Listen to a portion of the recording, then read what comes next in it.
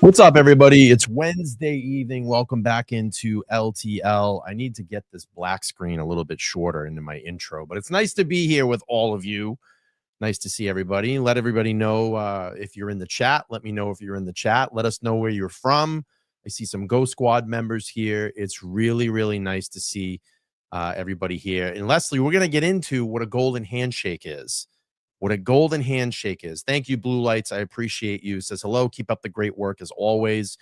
Nice to see everybody. Let me know where you're all from. Let me know where you're all from. I think we have a pretty good show outlined tonight. I've been really going over the Proctor testimony, obviously from the trial, and now that we have the IA investigation, the testimony in the IA investigation. If you haven't gone over and gone through that testimony, you can. Nan and I did like a 3-hour back and forth maybe like a week and a half ago. You got to go check it out. It's a very interesting testimony. And I was kind of thinking along the lines here of, golden handshakes. And we're going to get into that. And, potentially some bribes that have come up along with Michael Proctor, his sister, his wife, and I wanted to kind of dive into this. I've been meaning to do this for a little while, going through the testimony, but we're going to get into it tonight. All right, let's see where everybody's from. We haven't done this in a while. Look at this. We have, people from all over. Montreal, our Canadian friends checking in. This is awesome. Kathy RN says the title for the book or the movie, One Night in Canton. Yep, very well may be. Maybe Virginia's in the house, Pittsburgh in the house, Weymouth, Mass, Ohio. I love this. All over the place. Lisa, Putnam, Gail's from Putnam. We have Tampa. We have Phoenix. Leslie says, never heard of it. Now I'm curious, but also a little trepidated. Don't worry. We're going to get into it. Boise in the house. Puerto Rico watching. I love that. Niagara Falls, Corrupticate in the house. I'm still not done. We got lots of work to do in Corrupticate. Golden handshake. We're getting into it. Don't worry. South Carolina, and hopefully I can meld all this together and just some of my thoughts on this. Indiana in the house. Lee and Susan, nice to see you. Michelle's here. Look at this. UK checking in. I love it. North Carolina. We got, she said, definitely Lizzie's involved. Norfolk County checking in, Las Vegas, New Hampshire, New Jersey, Toronto, Canada. Hello, Debbie. How are you? It's nice to see you as well. Worcester in the house. Hello, Arizona. Make sure to smash the like button when you come in. If you haven't subscribed, it's free to do that. Literally 80% of the people that watch this channel, and I see this across from a lot of my friends on YouTube, all across their channels as well. It's like 80% of the people are not subscribed. It's so easy to subscribe. Just smash the subscribe button. Northern California checking in. Pembroke. I love this. Florida. Look at this. All over the place. Jersey, Central Florida, Brockton checking in. West Virginia, Pennsylvania, Maine, Georgia, Bristol, Connecticut, Corrupticate. I lived there for 2 years. I know what it's like there. They tax everything, bro. They tax everything. Omaha, Nebraska, Illinois. Joe is in the house. He's from Wisconsin, Massachusetts. Which is worse, a golden handshake or a golden shower? Well, I don't want the golden shower. I definitely would take the golden handshake over a golden shower. Oklahoma, Washington State. Look at this. Way up in Nova Scotia. I love this. Indiana. Swansea. I used to hang out in Swansea. Pennsylvania, Clearwater, Florida, New York, Tennessee, Southport. I almost said South Park. Southport, North Carolina. All right, let's get into what a golden handshake is. And, I look at this we had a scandal not too long ago, a CDL scandal. And in that CDL scandal, we found out in the investigation that some of the things that they were doing to give away these licenses, in return, they would get something that was their code word was a golden handshake, a golden handshake. And we saw this in the Karen Reed case as well. Not those words weren't used, but potentially a bribe. But let me bring up this article. And I don't know if you all missed this the other day. So one of the former guys, a former sergeant, and this was on the 14th, is now got 6 years in prison for the CDL extortion scheme. And the thing that's crazy about this, I mean, I remember Todd being on the channel and talked about, like, he knew some of the guys that were wrapped up in this. And here we go. So a former Massachusetts State Police sergeant has been sentenced to 6 years in prison by a federal judge for orchestrating the commercial driver's license bribery scandal that gave passing scores to certain applicants, even if they failed the CDL test. In addition, and this is super dangerous. I mean, you're allowing someone to get behind what? How many tons is an 18-wheeler? How many tons is a 18-wheeler? I know, if someone could Google that for me. A fully loaded 18-wheeler driving down the road with someone behind the wheel that should not have a license. It's literally a moving missile. You could blast and kill people instantly in this. If someone can Google it for me, find out how much a fully loaded 18-wheeler weighs. It's got to be tons. 10 tons, I don't know. 5 tons, 20 tons. Let me know. It's literally a moving missile. So you've got, in addition to a 6-year prison sentence, it's 80,000 pounds. Holy shit. Gary Cedarquist, 60 of Stoughton, was also ordered to pay a fine of $30,000 in restitution, the amount of $18,300 in forfeit money, judgment in the amount of 18,000. I'm just looking. 40 tons. Someone said 40 tons. Holy shit. That's a lot. I said 20, but that's a lot. It's like a moving missile. I mean, literally, we've seen accidents where they just crush cars, and you're allowing people to get behind a wheel that's not supposed to be behind the wheel because you want to take a bribe. You want a golden handshake. You want a golden shower, whatever it is. So in the amount, according to the U.S. Attorney's Office, District of Massachusetts, Cedarquist's prison sentence will be followed by 2 years of supervised release. He was convicted of 2 counts of conspiracy to commit extortion, 1 count of extortion, 6 counts of honest services mail fraud. They don't screw around with the mail. When you start jerking around with the mail, that's usually when they jump in and get you, especially wire fraud too. They don't like that. 3 counts of conspiracy to falsify records, 19 counts of falsifications of records, and 17 counts of false statements. So in January 2024, Cedarquist charged with 74 counts of indictment, along with 3 other Mass State Police troopers and 2 civilians, including former trooper Calvin Butner, 65 of Halifax, former trooper Perry Mendez, 65 of Wareham. It's all the old timers. Former trooper Joel Rogers, 36 of Bridgewater, Scott Camara, 44 of Rehoboth, and Eric Matheson, 48 of Boston.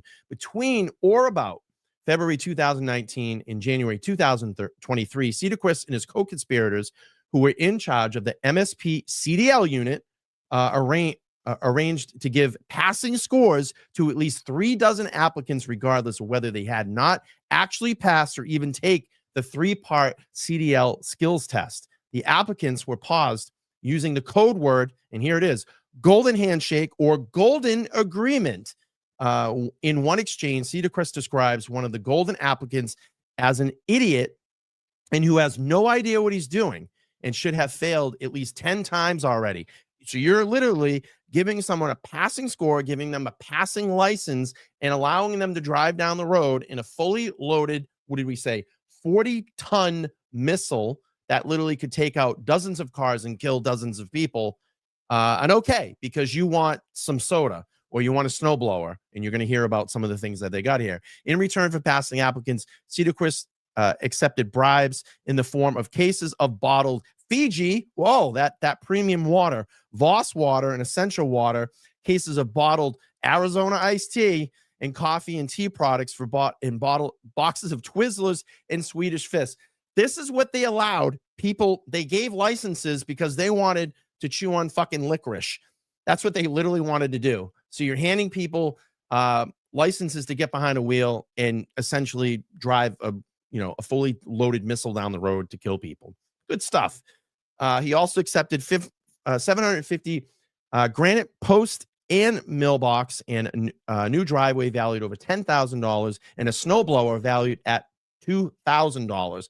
Former Trooper Butner was sentenced to 3 months in prison with 1 year supervised release in August 2025. Former Trooper Mendez was also sentenced in August of 2025 to 1 month in prison following 1 year of supervised release.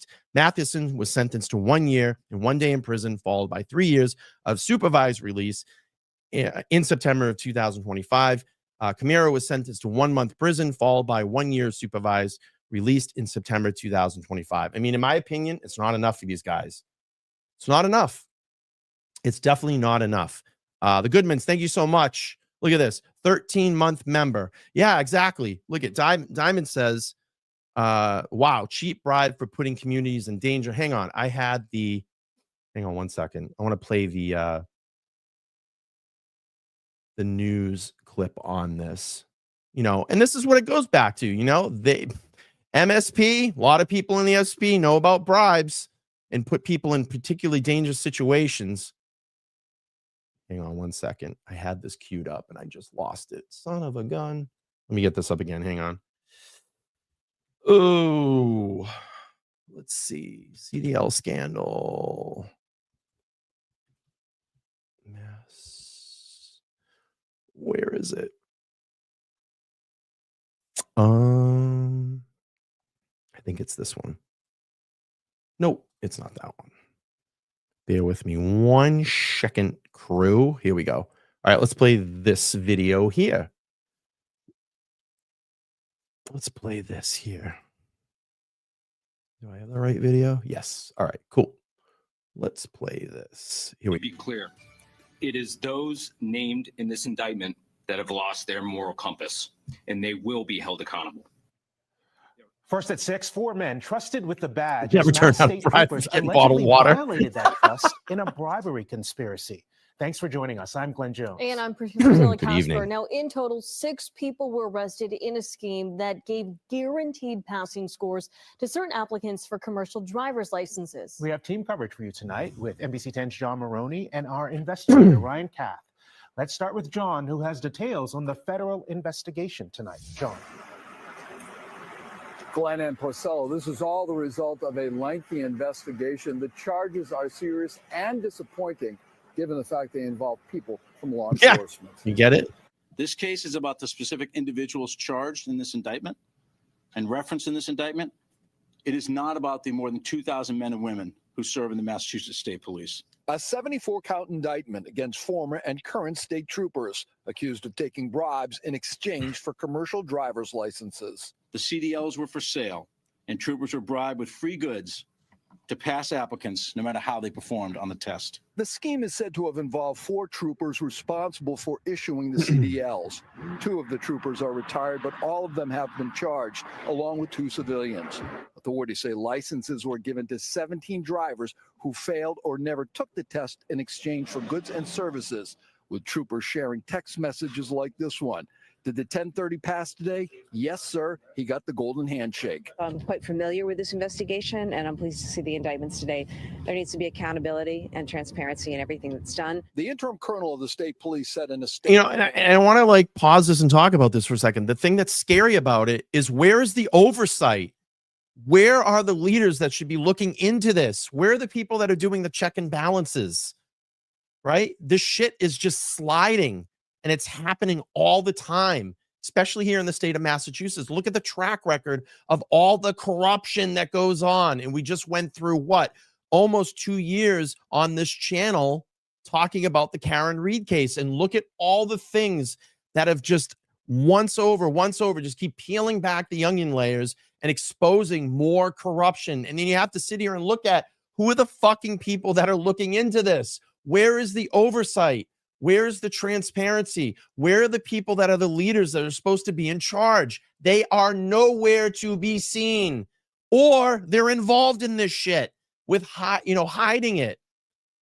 And then it takes people like the general public to start digging around and saying, hey, something's not right here. We need to look into this, and inspire stories and inspire journalists to go out and look into this shit, because she ain't doing it. Maury Healy don't care. So I'm looking for, I know about it. I'm looking forward to the investigation. Well, if you knew about any of this shit, take care of it. And that's why, we have the opportunity here in Norfolk County to get Michael Morsi out of that DA's office, because if we allow him in for another term, this shit's going to continue. It's going to keep continuing and going on.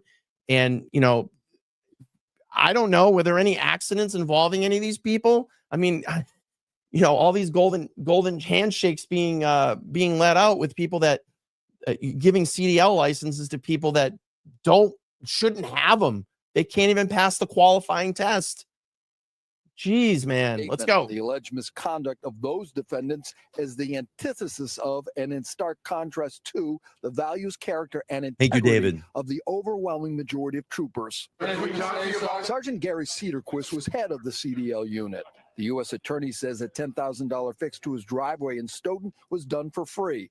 Also for free, a snowblower and other items. Investigators say troopers like Joel Rogers also conspired with 2 civilians at a trucking firm and a water supply company to benefit themselves. Now, 4 of the defendants, they pleaded not guilty in federal court this afternoon. 2 others, 2 retired state police troopers, they were arrested in Florida, and they'll be brought back to Boston at a later date to face charges. We're live in Boston. John Maroney, NBC 10 Boston. John, thank you. Now, continuing our team coverage, today's indictment was filled with criminal charges related to falsified documents and conspiracy within the Massachusetts State Police. Now, those allegations may sound pretty familiar for an agency that has already seen a steady drumbeat of negative headlines in recent years. Oh, yeah, they are. Investigator Ryan Kath joining us in the studio with a closer look at the impact of really, Ryan, another black eye for the state police. Yeah, Priscilla, the series of scandals started in 2017 when 2 troopers say they were pressured to remove embarrassing details about the arrest of a judge's daughter. The scandal known as Troopergate led to the abrupt retirement of the agency's colonel and a lengthy ethics investigation. But that was just the beginning. Since then, a long list of officers have appeared in courtrooms as defendants accused of betraying the public trust. The widest-reaching scandal was an overtime fraud scheme that implicated nearly 50 state troopers. The details involved officers submitting for overtime pay they never worked along the Mass Pike. Troop E was disbanded after the scheme came to light in 2018. And the scandal cost a number of troopers their jobs, led to a wave of retirements, and resulted with convictions inside federal and state courtrooms and restitution to taxpayers. They just had conversation. The former president of the state union was sentenced to prison last May for accepting kickbacks and spending union money. They love bribes. Expenses. Dana Pullman was a trooper for more than 30 years up until his resignation in 2018. Instead of representing the interests of 1,500 members, prosecutors say Pullman embezzled union funds to pay for expensive meals and take trips to Florida with his girlfriend. And in 2022, the NBC 10 investigators were the first to tell you about the injuries suffered by recruits when they performed bear crawls on hot pavement at the academy. The unauthorized exercises resulted in at least 20 trainees being treated by medical staff and caused a leadership shakeup at the academy. These scandals are causing a trickle-down effect on the Commonwealth's largest law enforcement agency. Last November, we told you how recruits are dropping out of the academy at a record rate when the state police are already having a tough time attracting officers and addressing ongoing staffing challenges. The high-profile cases have led to some reform measures. Today, state police said body cameras are now required for all commercial driver's license exams. Yeah, you think? After the overtime scheme, the agency added location tracking to department cruisers and shifted to electronic tickets instead of paper citations that could be altered. In a statement, a department spokesperson said the misconduct is a stark contrast to the values, character, and integrity exhibited by the overwhelming majority of troopers every day. In the studio, Ryan Kath, NBC 10 investigators. So that you probably ask, like, why is he bringing this up? Why, and this is what I'm talking about, is that we heard during the Karen Reed trial 1, what did we hear about? Michael Proctor and the said gift. I mean, you're used to bribes. It's kind of the thing in the Mass State Police. And what did we hear about in this? Well, don't get me a gift, get Elizabeth one. And here it is, the text with Proctor's sister. And we're going to go through here. We're going to listen to the testimony tonight. And then I may pull the IA testimony up. But here it is. I mean, this is a bribe. Proctor testified that he's very close to his sister Courtney, and that she's friends with Julie Albert, a witness in the Reed trial. Proctor's sister was incredulous, then noted that McCabe's sister was married to Brian Albert. Well, what was Brian Albert? Brian Albert was a cop. Bribes. It goes on to the departments. Later on, Proctor's sister asked if Canton's situation involved a homicide, to which Proctor responded, "Don't say a word to anyone." "Of course not," his sister replied. He said he went to say that the death at least is very suspicious, and told his sister that Julie and Chris Albert were at the bar with the victim and their girlfriend, got to interview them. Lally brought up a text message that his sister sent later on after talking to Julie Albert. "When this is all over, she wants to get you a thank you gift."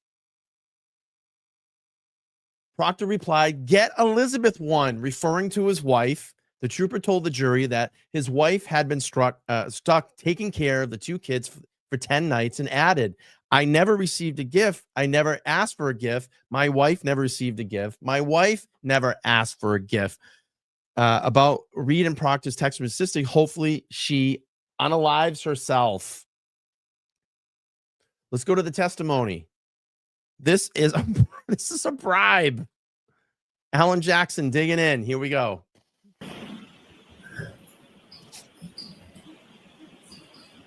Trooper Proctor, you've indicated that your sister is one of your best friends, maybe your best friend. Oh, yes, Tammy, yes. It is. Courtney Proctor, that's your name?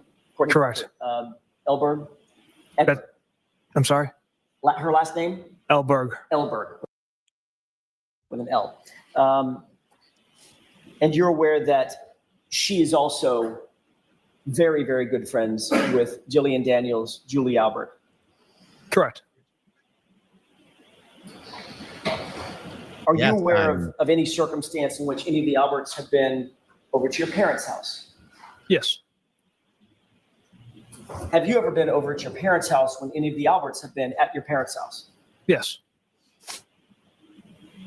Those Alberts include Chris Albert, Julie Albert, Colin Albert, correct? Correct. As a matter of fact, you were on or around January 29th, 2022, you were close enough friends with Julie Albert that she had your personal cell phone in her cell phone, correct? And vice versa. I wouldn't classify us as close friends at all. Okay, let me get back to my question. Did you have her cell phone in your phone, and did she have yours? I can't recall if I believe I had her stored in my phone. Tab 4. All right. If you would turn to tab 4. And what was this marked for ID? This was... Or tell me the numbers at the bottom. Man, we want those text messages. I am trying to get those text messages. I promise you, I have FOIA'd just about everybody. Every organization that has been involved in the Karen Reed trial, I have FOIA'd them to get the complete text messages. I want them. I want to release them. I want to go over them. I want everybody to see, because what we are seeing here is just a very small portion that was used in the trial. I want it all. I want everybody to see it. Oh, I've got the sheet right here. I've got a cheat sheet. Tab 4 is triple B, as in Bravo. And Your Honor, for the court, I'm looking at page 2625. You have that in front of you, sir? Yes, sir. Do you recognize the participants in this chat? I do. The number ending in 5374, you recognize that as being from Julie Albert? Based off the content of the message, yeah, I recognize this text message from Julie. And she texts, "This is the weekend I've been waiting for. Michael, please send ski videos if CP doesn't share with me," with a laughing face, correct? Correct. That text was sent on February 24th, 2022, wasn't it? Yes. That was less than a month after Mr. O'Keefe's death, isn't that right? Correct. And less than a month after you had been assigned to the investigation in which Julie Albert was a witness, correct? Correct. And her husband. How many of you in the chat want to see the complete text messages? All of the text messages. Let me know in the chat. Are you salivating for them? Are you waiting for them? I want to see it all. I know we're going to get the sidebars. Those are getting released. Can't wait for that. Can't wait for that. I want all the complete text messages. I want to know everything that went on. Because, like I said, this is a very small portion of what we saw and heard. I love it.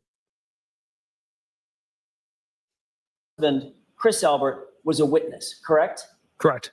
And her son, you knew, Colin, was involved as well, correct? Yes. Who is CP in that text message? It's a nickname I have for my sister. Courtney Proctor, correct? Correct. Your Honor, if I may have just a moment. Okay. Can we move to Trooper Proctor to tab 5, please? That's triple C, isn't Charlie? Do you have that in front of you, sir? Yes.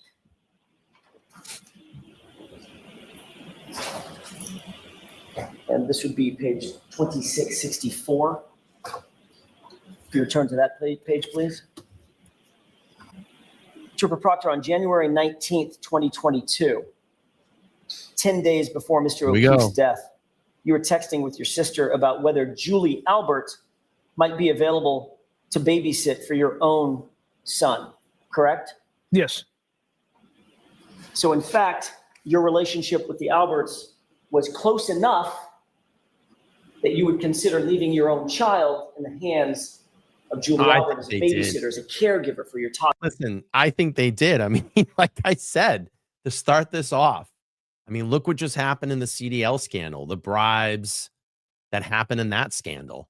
I mean, this is kind of like the thing, you know, with Mass State Police troopers, you know, amongst law enforcement officers. I think they did. In my opinion, I think they did. I think there was a little gift. Why would it be brought up? Right? Why would it be brought up? Correct. I wouldn't say close enough. I've hired babysitters that I've had out, but I don't know. But Julie Albert was among them. Correct? Yes, she was an option to watch my child. And then you personally interviewed Julie Albert and Chris Albert in this case on February 10th, 2022. Sergeant Buchanan and I did, yes. And you didn't mention a thing about your relationship with Julie Albert, Chris Albert, or Colin Albert in any report that you ever drafted in this case, did you? I did not. Not one word, correct? No, sir. You interviewed Julie and Chris Albert at about 5:30 p.m. on the 10th of February, isn't that right? Yes. Did either of them, Julie or Chris Albert, mention that their son Colin Albert had been at 34 Fairview Road on the night in question, January 29th? I'd have to reread the report to refresh my memory on their statements. Well, let me ask it a different way, if I may have just a moment. Yes. You wrote a report on October 12th, 2022, correct? I mean, wouldn't it be just so great? Let's just back up here for a second. Well, Right here, when they go to the let me table. ask it a different way, if I may have just a moment. Yes. Can I please just peek right in that book right there? Can I look in there, please? Can I see what's going on right here? Can I see this right here? Can you just let us look? That's what we want to see, right? What's in there? Is that all the text messages we've been waiting for? Is it all You right? wrote a report on October. Is it right there? Where is it? I want to look. Please. October 12th, 2022, correct? For which, Concerning your interview with, Why don't you show it to him? I may have the wrong report. Do you recall, Trooper Proctor, ever mentioning that whether or not Julie and Chris mentioned to you that their son had been at 34 Fairview on January 29th? Do you recall that as you sit here? to the best of my recollection, no. It was a very short interview with Julie and Chris, was it not? It was typical length for the information they had to offer. So you started the interview about 5:30 p.m. It must have been relatively short because you received a phone call by 6:17 I know. from Julie Debbie, Albert right? herself, correct? I don't have the call detail record in front of me, but okay, yes. Let's look at tab 6, please. Well, just in that binder, right? In this one, the evidence binder. This is part of the text messages right there. Oh, it may not be in your book. It's not, sir. Okay, fair enough. Thank you. There's a highlighted portion to the property. Focus your attention on that and let me know if that refreshes your recollection. It does, sir. Thank you. May I approach? Yes. You received after your interview, you received a phone call from Julie Albert about 6:17, about 45 minutes after you began the interview and then left, correct? Yes. 6:21, you called her back and you spoke for 3 minutes and 58 seconds. Is that right? Yes. Did you discuss the interview? I don't recall the contents of that conversation. And of course, you never memorialized that in any report, did you? The fact that you had a subsequent phone call with Julie Albert on your personal cell phone. I did not. Let's turn to tab 5 one more time. And if you could turn to page 2677.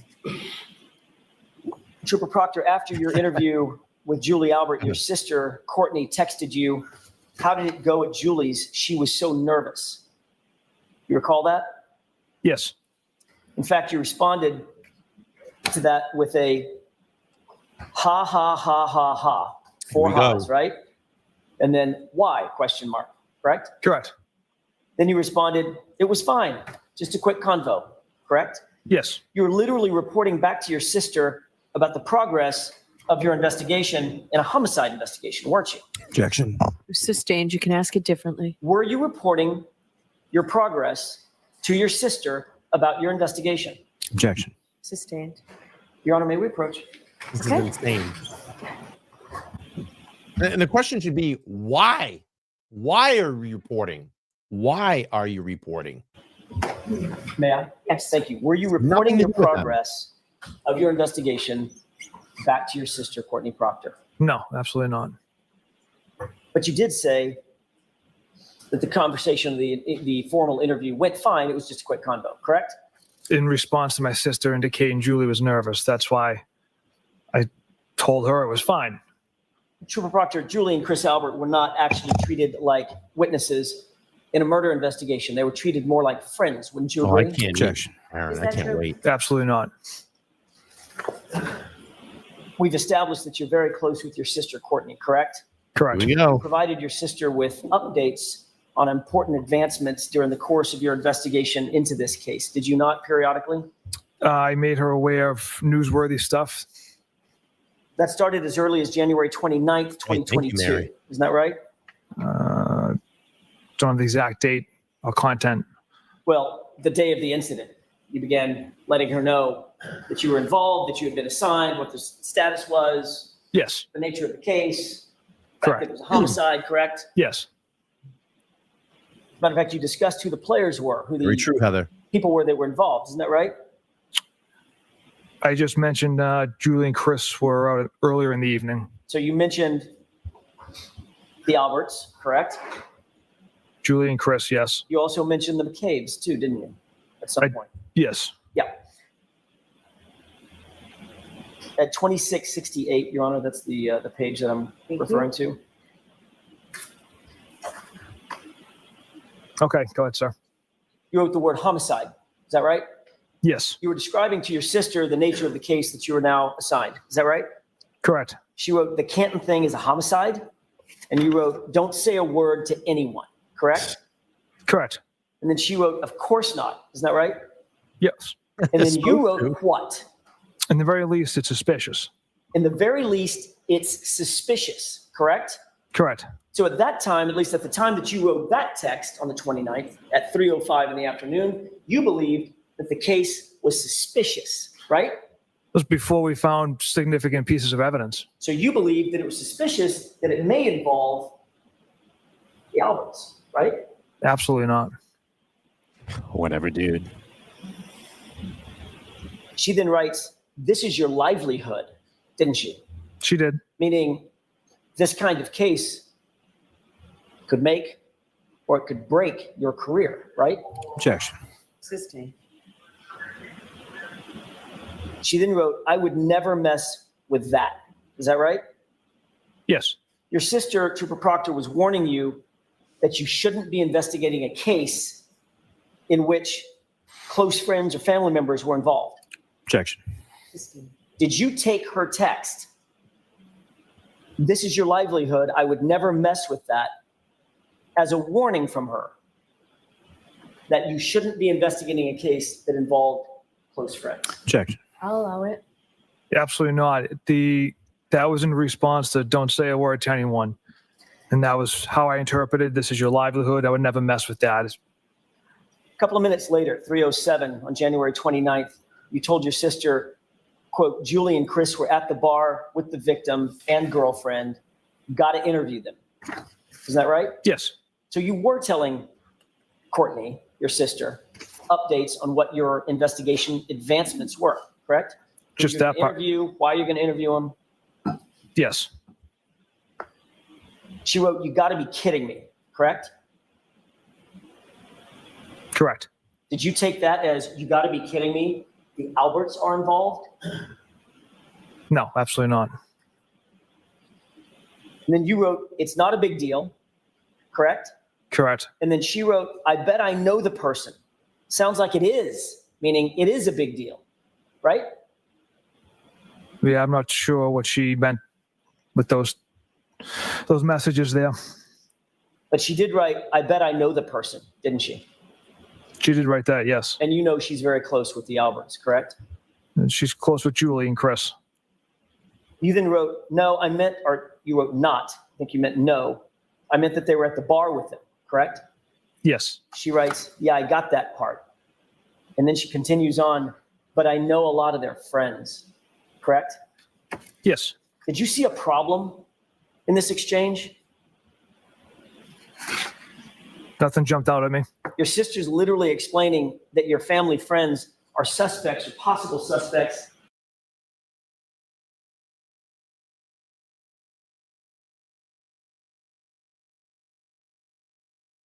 in a murder investigation that you're in charge of. Correct? Objection. Sustained. On January 30th, 2022 at 9:13 in the morning, your sister texted you again, quote, "Jesus Christ, the party was at one of the Alberts," correct? Yes. And you two were discussing the fact that, to put it in her words, "Jesus Christ, these are our friends," right? Objection. Sustained. How did you take her "Jesus Christ, the party was at one of the Alberts" with two exclamations?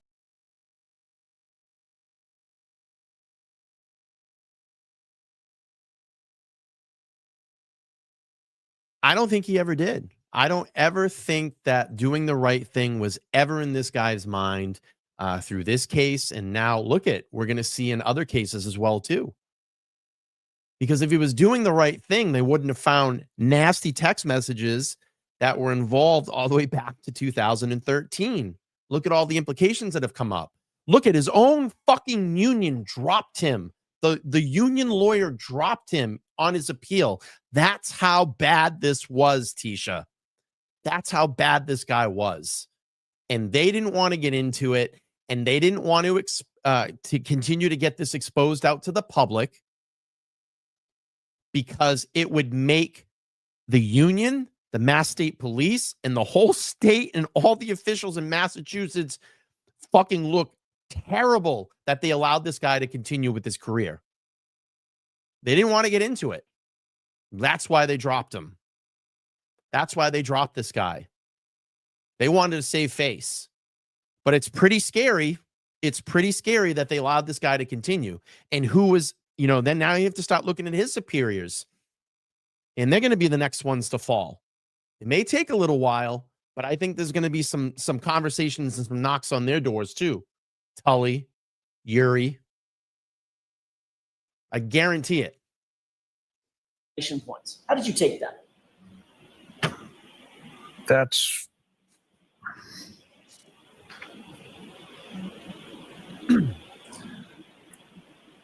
the way I'm interpreting my sister's text messages was that surprised and shocked that this is where Mr. O'Keefe was found on the front lawn of that residence. Could it be, Jesus Christ, we know these people? Yeah. Again, that's how I read that message.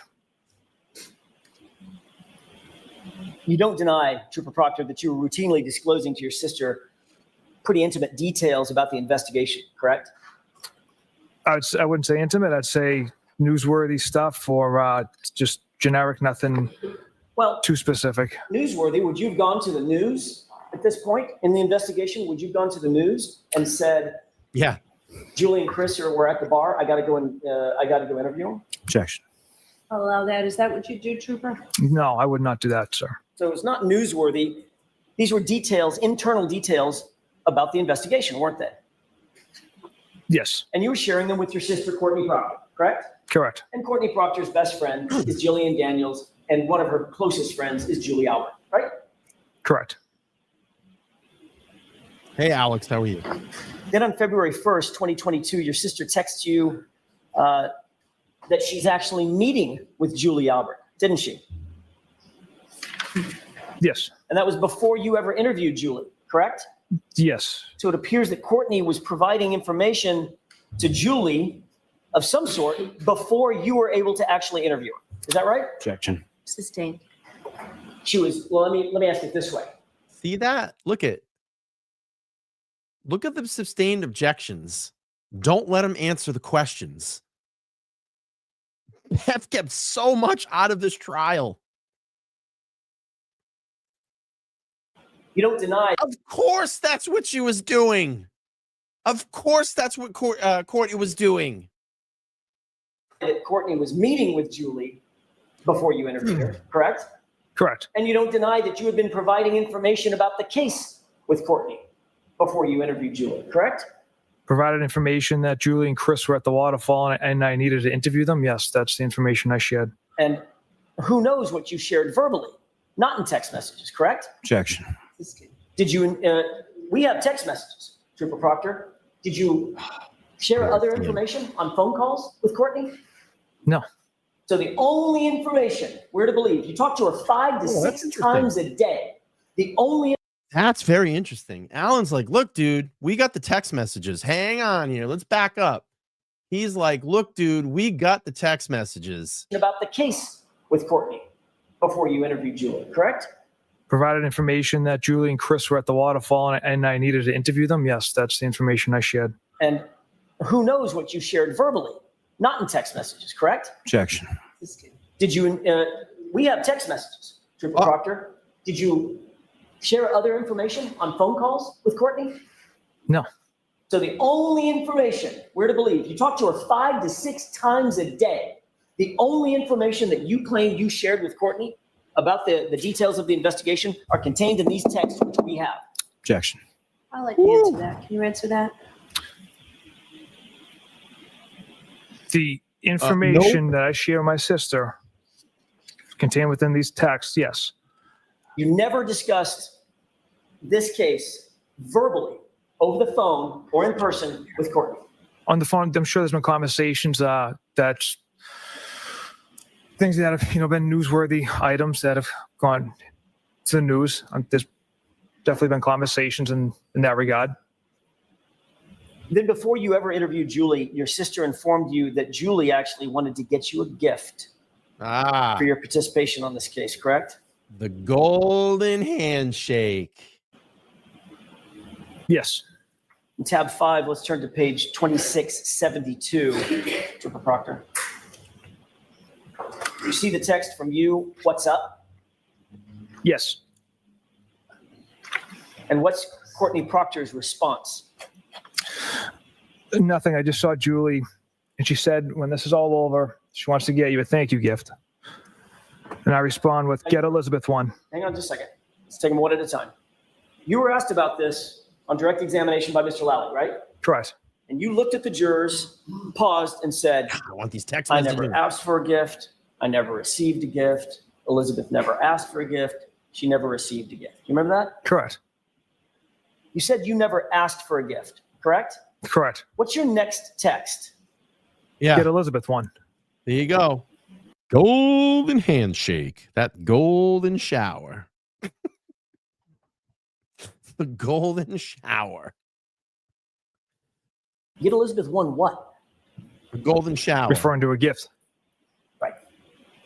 So you did, in fact, ask for a gift, didn't you? For my wife, who had been home with my children Olivia for the golden last 10 shower. nights. From Julie Albert Yes. for your participation on this case. I don't know if that's, yes. Well, Courtney Proctor answers that question by saying, because I guess her and Chris were friends and John, and she's so proud of you for leading this investigation, correct? Correct. You're aware during the course of your investigation, well, let me ask it this way. Let me ask a foundational question. Do you pull phone records as a matter of course in investigations of this nature? Yes. Do you pull phone records in this case, variously? The phone records of anybody, witnesses, suspects, not witnesses, Mr. people, whatever. We didn't pull full phone records of witnesses. Victim. Why? Victim and Miss Reed. During the course of your investigation, did you become aware that there were 67 calls between Julie Albert and your sister, Courtney? I think that is the most insane thing. That you wouldn't pull phone records from everybody that was in and around. It's just insane. In and around the house that night. Just Karen. Because it's, remember, 16 hours in, she was the one. He already made his mind up. 16 hours into an investigation, all the evidence was pointing towards Karen Reed. Oh, yeah. In the months following I can't. John O'Keefe's death? Objection. I'm going to sustain that objection. Did you become aware during the course of your investigation of the level of communication between Julie Albert, one of the witnesses on the case, and your sister? Objection. I'm sustaining that objection. You can come try and convince me otherwise if you want, Mr. Chapman. I can ask it a different way, Your Honor. Thank you. In Bev's Did you ever cockblocking, seek roadblocking here. information about phone calls and communications that Julie Albert may or may not have been having with anybody else? No. Didn't download her phone, didn't seek her phone records. No. Did Courtney ever tell you she had consistent communications with Julie Albert? Or did you know that otherwise? Objection. During the months, let me ask it this way, during the months following John O'Keefe's death, you did continue to have consistent communications with Courtney, though, didn't you? Yes, I speak to my Yeah, sister. real quick, let me pull this. Mary, good point here. She said Moscow, Idaho cops pulled all the witnesses and even those who just showed up phones, their phone records, which they gladly all handed over. That's a great point, Mary. Yeah, the Idaho 4 case. That's right. People just willingly handed over their phone. They didn't want to be involved in a quadruple homicide. Here, take my phone if this is going to help clear me. And what do we know? Everything, your whole life is on here. Your whole activities is known on this device. You know what people are up to. All right, here we go. Every day. Trooper Proctor, were you using Courtney, your sister, as an intermediary between you and Julie Albert? Absolutely not. You were well aware from the very beginning of your investigation that Colin Albert was, in fact, at 34 Fairview on the night in question, right? Yes. Matter of fact, you testified at the grand jury, the state court grand jury on this case, that you knew that Colin Albert was at the location, right? Yes. Did you make any concerted efforts to keep Colin Albert's name out of this investigation? No. Why is it, Trooper Proctor, that Colin Albert's name fails to appear in a single police report until July 18, 2023. Colin Albert was not at the home. He left at approximately 12:10 a.m. before anyone from the waterfall had arrived back there. Let's look at. How do you know that? Did you actually do any investigating? Part of No. the job of an phone records? investigator is to be as No. complete and thorough as possible. Did you talk to any witnesses? No. Did you take any witness statements? No. You just went off what everybody told you inside the house. Yes. Great You don't just take investigative someone's work. word for something. You look for corroborating evidence, don't you? Yes. Matter of fact, you wouldn't take a witness's word for almost anything in a reasonable investigation, would you? Objection. Would you? No, If- you can have that. If I find the witness to be credible and have no reason to lie, then yes, I would take their word. Would you try to support a witness's statement or witnesses with an apostrophe, S apostrophe, their statements with corroborating evidence? Yeah, potentially. That corroborating evidence might be talking to other witnesses, right? Yes. It might be Correct. looking at cell phone data, correct? Correct. It might be looking at geolocation data, correct? Yes. You're trying to find out where someone is. You might pull information from their phone concerning geolocation data, right? Yes. You might pull cell tower information, right? If there's a need for it. There's myriad ways that you can find out whether someone's telling the truth about where they were and when they were there, right? Right. Let's take a look at your handwritten notes from your interview with Juliana Nagel on October 5th, 2022. This should be tab 7.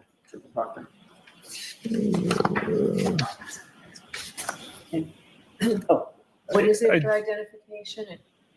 my mistake. I thought it was in the tab. It's not. This is a 3-page document. I'll just refresh his recollection with this. Okay, show. I kind of went a little bit past where I wanted to go in this testimony, but I just wanted to go into and just show you, the track record here of, said bribes. We've seen this in the CDL scandal. We saw this being brought up in the Karen Reed case, and I wanted to make my point here. I feel, in my opinion, that was a bribe. Hands down. In my opinion, I feel like it was a bribe. Let's do this. I'm going to pull up the IA testimony, and we'll read through a little bit of that. And then I have a new interview with Bill Reed that just was sent to me. I haven't even seen it yet. But let's read a little bit of this. Hang on a second. My screen is being funny. Hang on a second. Of course. Let me just stop sharing my screen for a second. Let me try this again. I'm going to reopen the file, and then we'll look at some of this IA testimony, and then I want to play the new Bill Reed interview that was just sent to me, talking about, I believe, the investigation into, let's see here. Do I have the right transcript? Yes. And I probably lost my page. I did. I don't want that. I might not be able to open this. We might just go to the Bill Reed. Bill Reed interview. Hang on. This thing's giving me fits. Now I got to go back to where I was. I think it was page 46. Sorry, guys. Kevin Albert. Nope. I want. Sorry, everybody. I lost my page. If you haven't, please smash the like button. That helps out this stream. And if you haven't subscribed, it's free to do that. If you enjoy the content on the channel, subscribe. I wanted to look through some of this testimony really quick.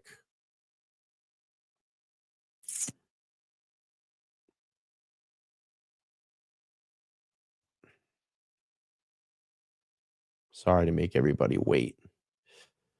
Let's see what the chat's saying. Yeah, I might not find the page here. I had it all mapped out, and I don't really feel like looking through 79 pages. Let's see.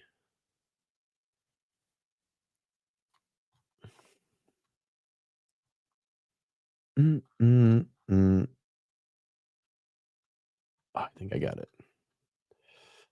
Aha, I think I got it. I think I got it. I think I got it.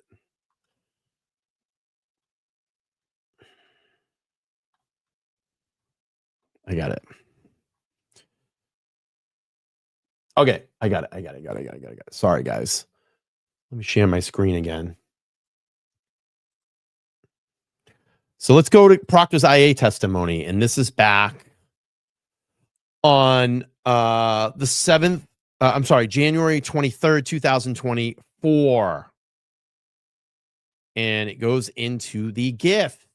Question. Okay, you told your sister that Julie and Chris needed to be interviewed. At this point in the investigation, it is accurate that Julie and Chris were identified as witnesses or potential witnesses in the investigation. Proctor answers, potential witnesses. I didn't expand on you, as to why. I didn't provide my sister any specifics. I just left it kind of very vague in general. You testified in the questionnaire, you testified in your response that your sister texting you that one of the witnesses in the investigation wanted to get you a gift. You responded with, get Elizabeth one. That's that golden shower, the golden handshake. And you went on to explain that Elizabeth is your wife. What did you mean by get Elizabeth one? So my sister, here's Proctor's answer. So my sister randomly reached out and texted me saying Julie Albert wanted to get me a gift. A couple reasons. So when Sergeant Buchanan and I interviewed her, she was nervous. We put her at ease. So she texted my sister. She said she wanted to get me a gift. And we had a homicide the week before. So I had been out working for 10 plus straight nights. And like jokingly, I said to my sister, yeah, get Elizabeth a gift. She's been home with the boys for like 10 straight nights. I didn't ask for a gift. I didn't want a gift. I didn't want one. My wife didn't ask for one. She didn't get one. She didn't want one. She was just like more like, just like, hey, she wants to get you a gift. And here we go. Question. Okay. Were your intentions for the witness to get your wife a gift? Proctor says, absolutely not. Did you or your wife ever follow up with your sister or anyone else on this gift offer? Absolutely not. Did you or your wife ever receive a gift, either directly or indirectly, from anyone involved in this investigation? Do you think, let me ask the chat, what do you think's going on here? Is this a bribe? This is a straight up bribe, right? Straight up bribe, straight up lie, straight up bribe. Let me know in the chat what you think. Going back to the IA investigation. Question, did you and your wife ever receive a gift, either directly or indirectly, from any involved in this investigation? No. Did you ever have a belief that you or your wife would receive a gift? No. Look at this. Bribe. Everybody bribe. Straight up bribe, bro. Straight up golden shower. I like that answer better. Is it a golden shower or not? Let me know. Let me know in the chat. Is this a golden shower? Did he give his wife a golden shower? Was your response to your sister to get Elizabeth one? Was that a response? Were you actively seeking a gift because you did not believe you were going to get one? That is a nothing response, if that makes sense. Proctor says, no, it makes sense, sir. It's like, it's nothing, kind of a nothing response, kind of like joking, like, yeah, just get Elizabeth a gift, because she had been home with the boys for 10 straight nights. Like there was no intent. There's actually seek out a gift, or it was just made in the gist. And then it says, question, fair enough. You also testified on February 4th, 2022, that you sent your sister a message that says, hopefully she unalives herself. Who are you referring to? I was referring to Miss Reed. There you go. So I wanted to go through some of that testimony as well, too. All right, let's go to Bill Reed. So, listen, super track record of this shit in the Mass State Police. I think it's a straight up bribe. I think it's a golden shower. I wanted to compare the two and just show you the evidence of this. Not only can it happen in things like I don't want to say it's this simple scandal, but the scandal of the CDL scandal, which is super dangerous in itself, that you're allowing to pass people that shouldn't have any rights or any way and shape and form to be behind a 40-ton missile and drive down the street, potentially being able to kill people. I mean, you're literally giving people that weapon to do that in exchange for Voss and Fiji water. So you've now put a price on someone's life for water. It's pretty shitty and scumbaggy, and just I don't have words for it. Super shitty. All right, let's look at Bill Reed's interview.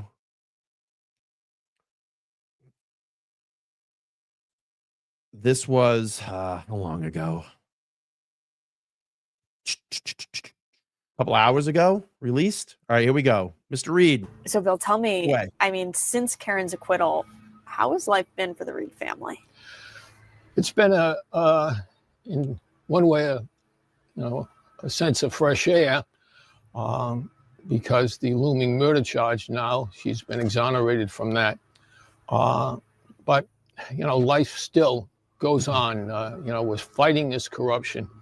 It's a battle. We will ultimately prevail. We will win. We've got the truth on our side, and an incredible body of lawyers who are passionately and enthusiastically involved in this case. So who doesn't? We go forward and with strength and faith, and this will get resolved. It's going to be a while, but it will be resolved. And Karen, everything that most people have a sense about in terms of the corruption in Norfolk County will be exposed. That's our belief, that's our hope, and that's what we're driving toward. Where's Karen now? What's she been up to since? Well, Karen travels a lot, and she spends an awful lot of time working with her attorneys, the local civil attorneys here in Boston, and of course, Alan Jackson out on the West Coast. So she's always on the phone, and with the 3-hour difference in LA time, it could be 7:30, 8 o'clock at night, and Attorney Jackson is still in the office. So, I mean, her days are full. She has friends. She travels up north to Florida, Martha's Vineyard, the Cape, and of course, she primarily stays here with my wife and her. Keeping busy, per se. Well, she's always busy. She knows this case inside and out, and she's reading all of the legal filings, and she is always in communication with the lawyers. And I just want to pause this really quick. I mean, you look at this, and now you're getting kind of the full scope of what Karen's life has been after trial. The nightmare is still going on for her. And you can look at all, the civil trial that she's involved in. She's now filed her countersuit. Keeps have filed their suit. You have the McCabe's, the McAlberts now that are coming after Karen. It has not ended for her. Sorry, I'm chewing. It's just continued to go on. She hasn't had any time to mentally come down from any of this.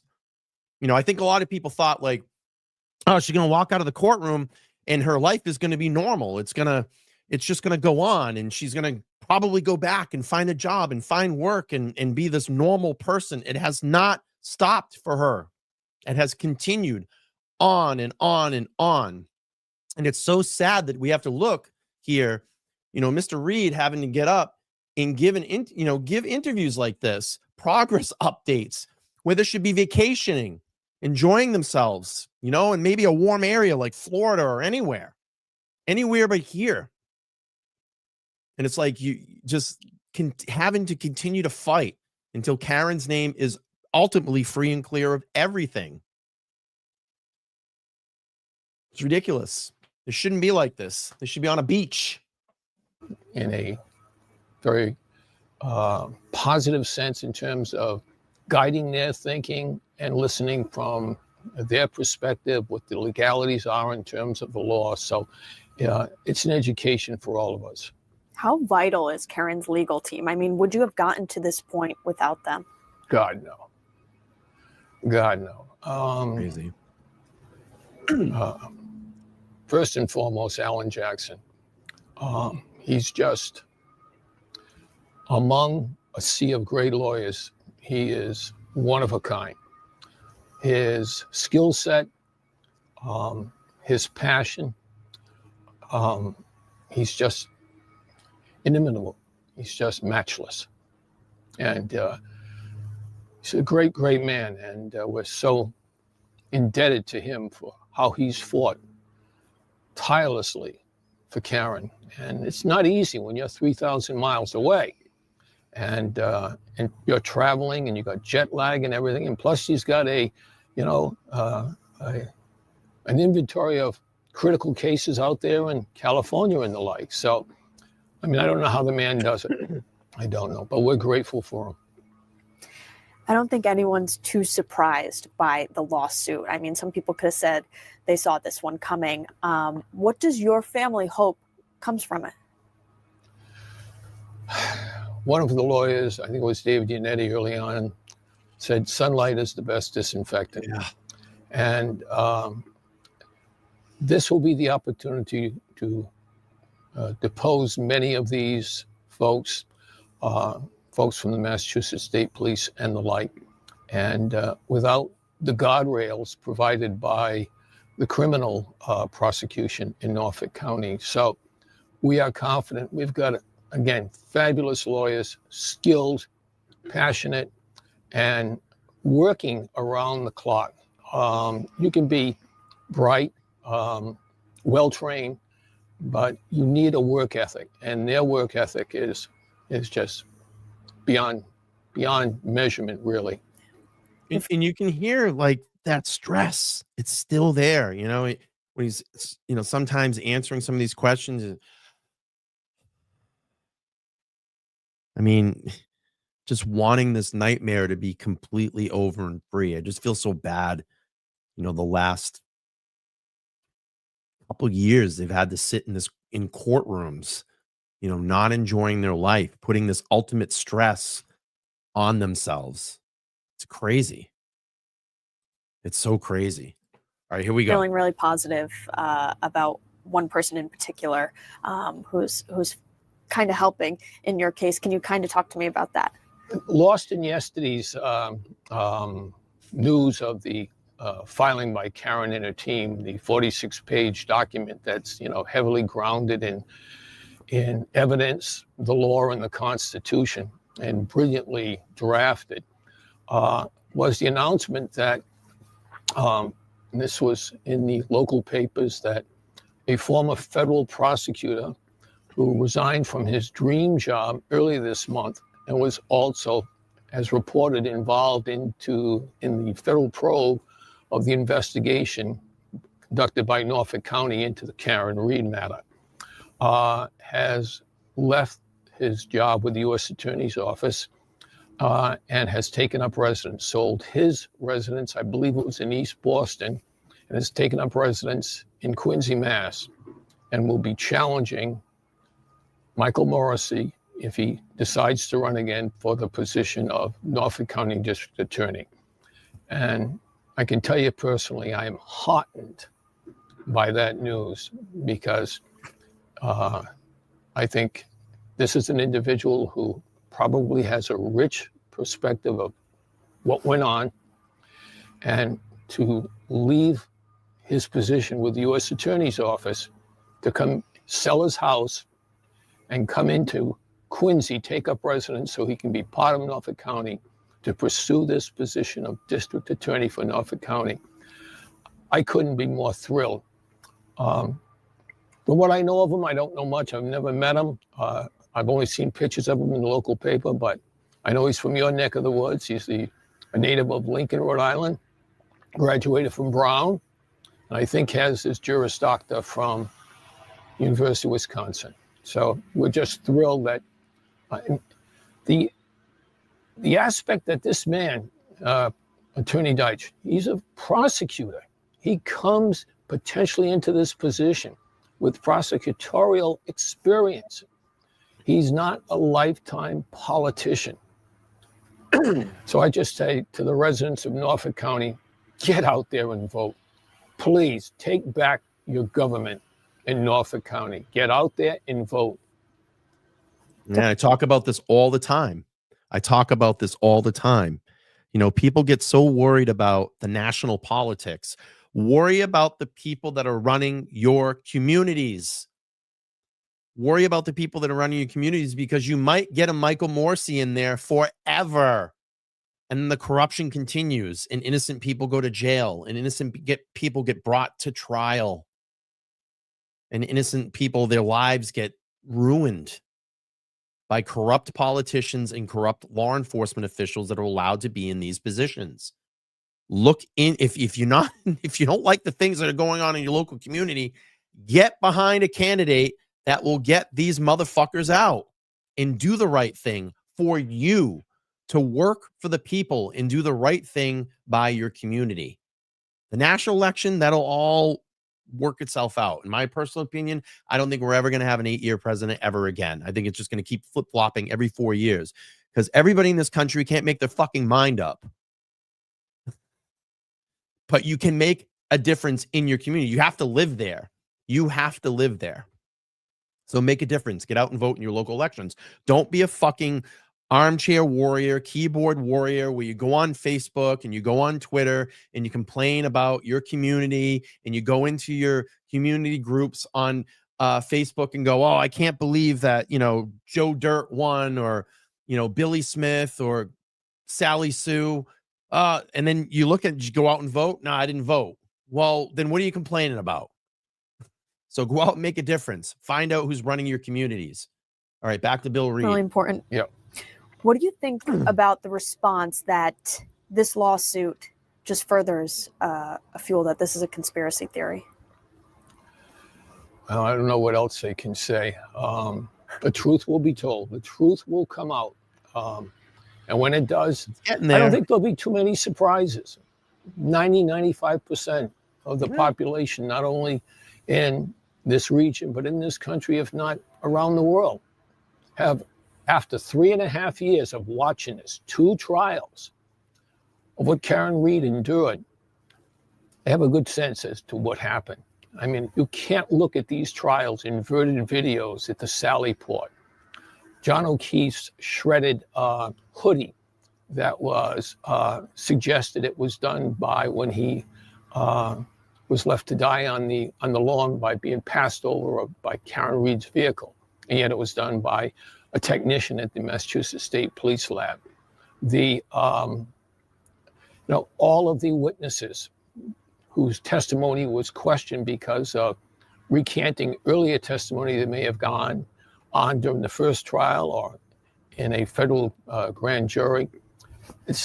People are aware of what's going on, and it will ultimately come to pass.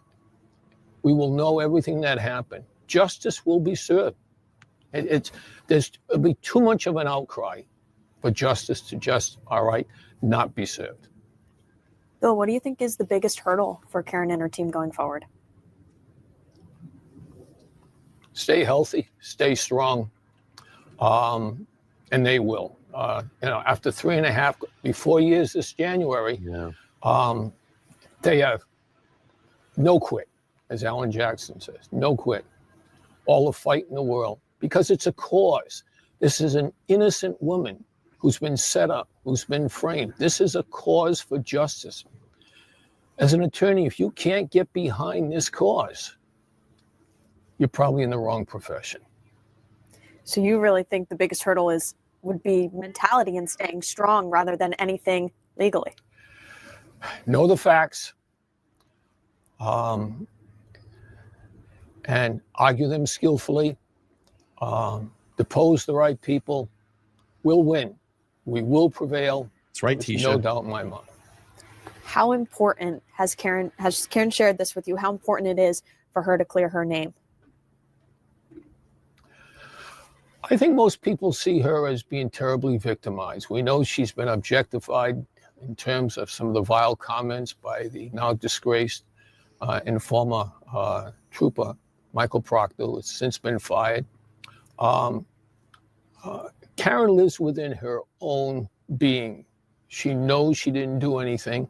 I mean, true. I mean, she's lost 2 positions at Fidelity, at Bentley, had to sell her home, lost her vehicle, had to liquidate her 401, right? She's essentially indigent. Essentially indigent. No money. I'm sure some of those attorneys cost money every time she has to fly an Alan Jackson back and forth to come in for her legal proceedings. I'm sure that's costing money. She's lost a lot. And plus, she's had to face the threat every day that this state was going to put her away for the rest of her natural life. And, you know, when people say, how do you face that? She's a strong woman. You know, my wife and I raised a strong daughter, but what she has become is largely on her own. We're so proud of her. That's beautiful. You obviously have a long road ahead of you too. After coming out of a long road, really, It doesn't the stop fight for this family. continues. How do you guys feel as a family? How do you move forward as a family? What's your advice there? Well, to anybody who finds themselves in a situation, a dilemma that seems unimaginable, I think you have to have faith. I mean, we're a prayerful family. We observe our religion. We're faithful to it. And that's important for anyone. You know, our time on this earth is short. We're all mortal beings. And I think if you have that backbone of faith and trust in the Lord, you will prevail. It'll be sunny again. And it's sunny today. It's getting much better. Anything else that you wanted to mention that I haven't asked you? Thanks for the coverage. Thanks for the exposure. Thank you for keeping, you know, this situation in the news. And, you know, I suppose it's hard to not be in this news. I mean, you know, the Karen Reed saga she's a brand now. And it's crazy. We love her so much, and she's the most courageous individual I've ever met. Just proud to be her father, as my wife is proud to be her mother.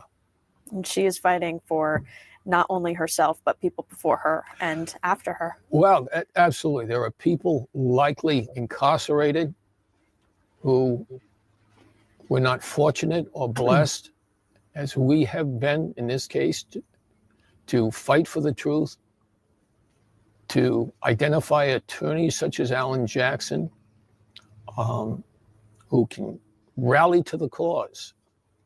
And they're facing incarceration every day, and maybe some are facing no hope. So to the extent we prevail, and we will prevail, that provides hope to those who maybe do not have any hope. And for those who are in the system right now, and those who might be intended to do harm to innocent victims, it would be a wake-up call. Be careful. You know, there'll be another Karen Reed, and hopefully, all right, he or she will have the resources that Karen has. I do have one more question. Your message maybe to anyone listed in that lawsuit. What would that be? What would you want them to know? They already know it. I have no message to them, nothing whatsoever. The document speaks for itself. It's rich in details. The granular is thick. If you wade through it, you can't help but come away with a pretty good impression of what happened. And any message for the O'Keefe family? We're fighting for Karen, but also parallel to that fight is getting answers as to what happened to John O'Keefe. So you can't look at this as just one outcome. If we're successful, as I believe we will be, then we will ultimately know what happened to Boston Police Officer John O'Keefe. So that's how I look at it. I hope they do too. Well said. I've got nothing else for you unless you have something. No, good. Thank you. What a moment at the end, right? It's just like, wake up. Wake up. That's like his wake up moment to the O'Keefes. Like, we're fighting to find out what happened to John. The evidence is showing, the evidence proves that Karen didn't do this. We're just telling you to wake up. Just turn to the right. Look at those people. Why have you not questioned any of them? It doesn't make sense. Well, it does, because of all the ties that bind all these people together and the relationships that they had or have. And the person that's the outsider is who? Who's the person that's the outsider in this case? Let me know, chat. Put it in the chat. Who is the outsider? Who is the easiest person to pin this all on? Who was it? Who is it? Who is it? Exactly. Because she doesn't have the ties that bind into all these people.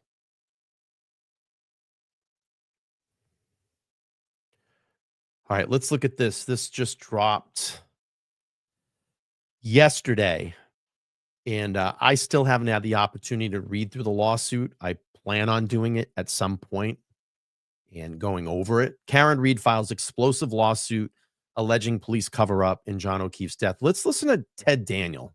Let's do this, and then we'll read through the article. Hang on. I want to get some sound. Here we go. Karen Reed's lawyers say she is not backing down. Reed filing an explosive lawsuit today targeting 8 people. Investigative reporter Ted Daniel broke this story on the Boston 25 Morning News. As Ted explains, Reed is on the offensive. Karen Reed is going full throttle. By now, that should come as no surprise. She claims she was maliciously arrested and prosecuted in an elaborate setup. And in her suit, she states that John O'Keefe's killers are walking free. Hi, I'm Jennifer McCabe. Jennifer McCabe, her husband, Matt. Do you know that, sir? I do not know that. Brian Albert, his wife, Nicole. That's not how I interpret it, no. ATF agent Brian Higgins. Yeah, she's a babe. Weird Fall River accent, though. Former state police detective Michael Proctor and 2 of his then supervisors. That's who Karen Reed is going after in her 46-page lawsuit. She claims she was framed for John O'Keefe's murder and argues O'Keefe was killed inside the Albert's Canton home during a late-night fight. There weren't a lot of factual surprises except for the fact that they set out exactly how they believe John O'Keefe died. Peter Tragos is an attorney who followed both of Reed's trials. Does the fact that she was acquitted in a criminal trial help her in this claim? Yeah, it helps her just in public perception, obviously, and the ability to go forward. Basically, what she's saying is all of these people involved were pushing forward against Karen Reed for some other reason than to seek the justice for the death of John O'Keefe. As for law enforcement, Reed claims they permitted would-be witnesses to communicate with each other and coordinate their stories before any formal interviews, and allowed critical evidence to be manipulated in some instances and outright destroyed in others. 5 of the defendants are already pushing back. The McCabes, Alberts, and Higgins call the allegations entirely false, defamatory, and without merit from a baseless conspiracy narrative that has caused significant harm. They intend to sue Reed and her most aggressive supporter, Aiden Carney, aka Turtle Boy. This is a huge amount of damages that was caused to Karen Reed if they're able to prove the causes of action that they've pled here. In addition to the people named as defendants, Reed plans to sue the Massachusetts State Police and the Canton Police Department, according to her filing. Reed did not specify the dollar amount she's seeking, but just her attorney's fees alone are millions. I'm investigative reporter Ted Daniel for your local station, Boston 25 News. Yeah. So with the remote tote, scan the code on your screen now. Stop. Is there like any way to not have 9 million fucking advertisements popping up? I know. Get an ad blocker, right? Get an ad blocker. Karen Reed recently acquitted of murder and manslaughter in 2002 death of Boston police officer John O'Keefe has filed a sweeping civil lawsuit in Taunton, Bristol Superior Court. The 46-page complaint accuses Multiple Massachusetts state troopers and several Canton residents of conspiring to frame her for a crime she said she did not commit. Well, a crime that she didn't commit. Her attorneys in the suit claim gross misconduct shielded O'Keefe's real killers. Today's filing speaks for itself. It is meticulously documented civil action ground in evidence law and constitution, Reed attorney Alan Jackson said in a statement shared with Boston 25 News. For more than 3 years, Karen Reed was dragged through the baseless criminal prosecution engineered by individuals who abused their authority, manipulated investigation process, and trampled her rights. Our complaint lays out the stark detail, the malicious prosecution, the conspiracy, civil rights violations, and internal misconduct that these defendants visited upon an innocent woman. Goes on to say, Jackson added, unlike the criminal case, this time the defendants don't get to hide behind their badges, back channel favors. Look at this. There's the gift. That's the golden shower handshakes. Back channel favors or manufactured narratives. They will answer in court of law for every lie, omission, every manipulated report, and every constitutional violation they committed. Who's named in the suit? You have Michael Proctor, Buchanan, Brian, Nicole Albert, Jennifer and Matt McCabe, Brian Higgins, Canton area residents tied to the case. The MSP in the town of Canton expected to be added later. In a joint statement through their attorney, Jim Tuxbury, the McCabe's, Alberts, and Higgins deny the allegations outlined in the lawsuit. Says the allegations made by Karen Reed are entirely false, defamatory, and without merit. Our clients categorically deny each and every claim. This lawsuit is nothing more than a continuation of a baseless conspiracy narrative that caused significant harm and reputation to the lives of innocent people, the statement read. Dude, it's like, bro, the evidence is all there in the criminal trial. I mean, it's not baseless, it's not defamatory, and it certainly has a lot of fucking merit. I can tell you that. Our clients acted responsibly for fulfilling their civic duties as witnesses and participated approximately in the legal process from the onset. Oh, really? Did they willingly hand over their fucking phones? Oh, no, wait. 2 of them went down and went to a fucking army base, chopped up the SIM cards and threw them in the fucking garbage. Where's Chloe? Where's the dog?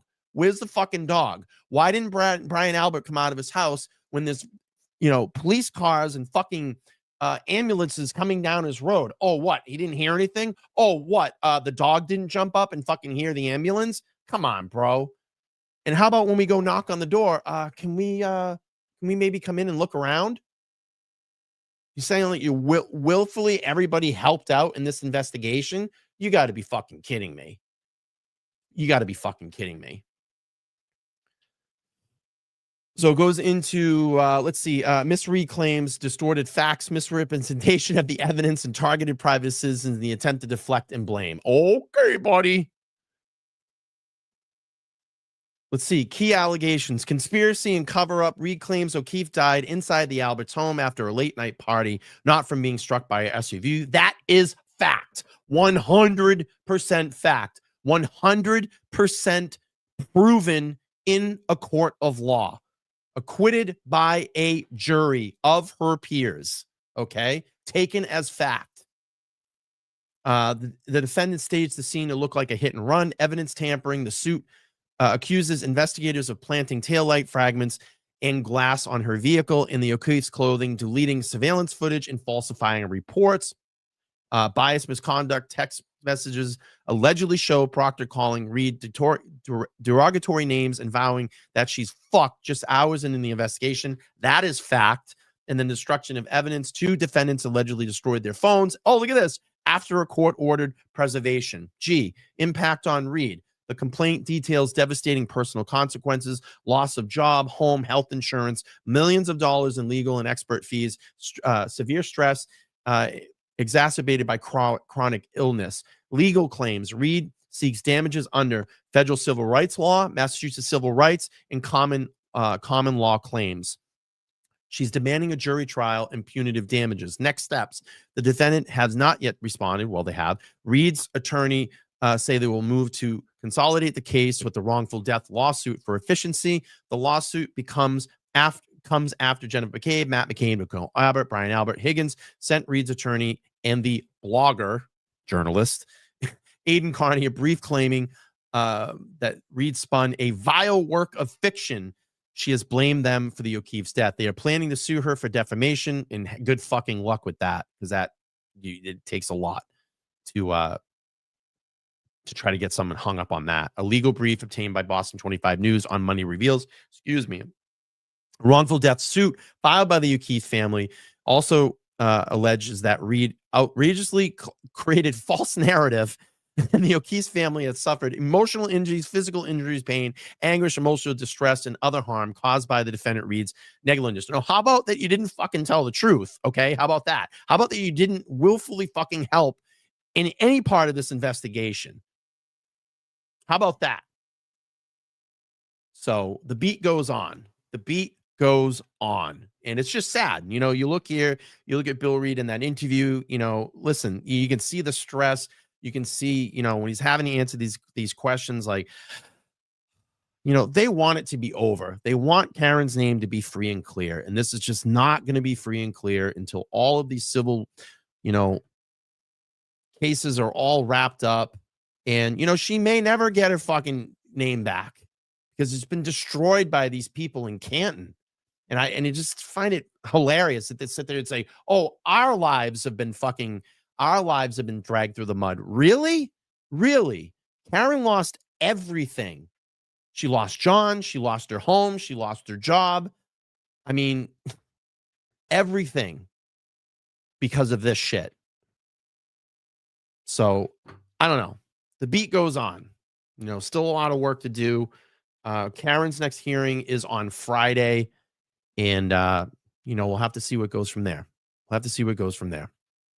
But let's see. Absolutely. Absolutely. Lucy, you got it. Absolutely. They helped cover it up. All right. I have still a lot of reading to do. I haven't gone through the 46-page lawsuit. I plan on doing that and plan on having a live stream about that pretty soon. So I might be a little bit late to the game. I'm sure a lot of the law tubers have gone over it. And I'd be curious to see. I might check in and see what they had to say about a lot of this. But we're planning some type of show. Nan's away on vacation right now. So I'm just waiting for her to get back. And then we'll plan some type of show and talk about the lawsuit. And I think, you know, all of us from all angles, I've been talking to Todd a lot about it too. I think that we have, you know, a lot to add and a lot to say about this. So we'll see what happens in the Friday hearing. I'll most likely be streaming it. If not, definitely be reviewing it afterwards. So we'll just have to see what happens. But let's see. I think Devers will flip out of rage. I don't know. I think they just want to. She wants to just hide now. Annie says, I couldn't say it better, Mr. Brian LTL. Yeah. Lies have short legs, and they sure do. They sure do. Thank you, Blue Lights. Mr. Reed's interview made me mad. So sad, but the truth will prevail. And I love that. And I think that's the way that we're going to end this live tonight. So thank you all for being here. Please make sure to like, share, and subscribe. Comment down below after this video post. I'd love to see your comments and your feedback on this. And if you haven't subscribed, 80% of the people that watch this channel do not subscribe. It's so easy to hit the subscribe button. It's free to do that. Turn on your bell notification. And that's it. So I'm Brian. I'm LTL. I will be back soon. And I want to start getting into Karen Reed's lawsuit. So I got a lot of reading to do, a lot of note-taking and opinion, and we'll go through this. All right, everybody. Have a good night. Thanks for watching. Talk to you all soon. Peace.